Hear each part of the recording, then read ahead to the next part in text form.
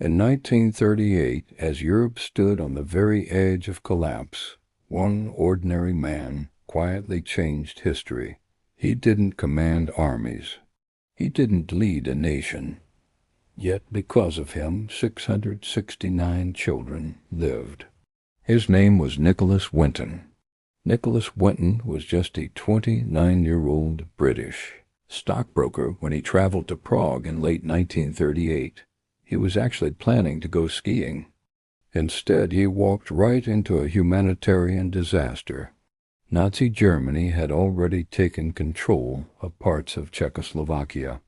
Jewish families were being stripped of their rights, their homes, and their safety. The refugee camps were overflowing. Parents knew something terrible was coming, but they had no way out. Winton wasn't a politician. He had no official authority. But when he saw the sheer desperation on the streets of Prague, he knew he had to act. He set up a small operation right out of his hotel room. No funding, no organization, just paperwork, lists of names, and an almost impossible goal: get the children out before the borders closed for good. Winton began organizing what would later be called the Czech Kindertransport. He worked non-stop, gathering names of children whose parents were begging for help. Each child needed a visa, a mountain of paperwork, and a foster family in Britain willing to take them in. The British government required a £50 guarantee per child, a huge sum back then, to ensure they wouldn't become a burden. Winton raised the funds himself, often paying out of his own pocket. He even forged documents when officials delayed. He negotiated with hostile bureaucrats. He lied when telling the truth would have meant a death sentence. Every single train ticket he managed to secure was a desperate race against time. Between March and August of 1939, 8 trains carried children from Prague to safety in Britain. Imagine the scene at the station. Parents stood on the platforms, holding back tears as they said goodbye. They told their children to be brave. Many promised they would reunite soon. For most, that day never came.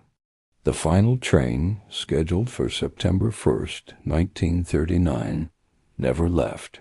That was the morning Germany invaded Poland. The borders slammed shut. The children who were supposed to be on that train were never seen again. Winton would later say that moment haunted him for the rest of his life.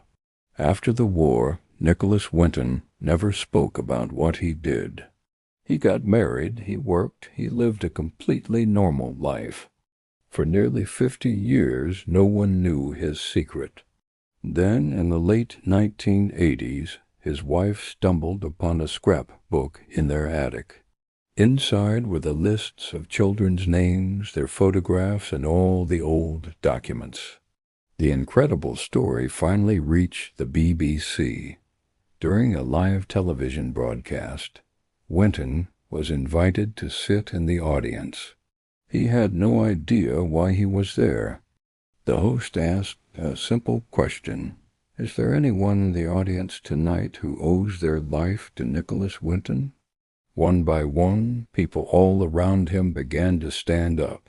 They were the children he had saved, now grown adults.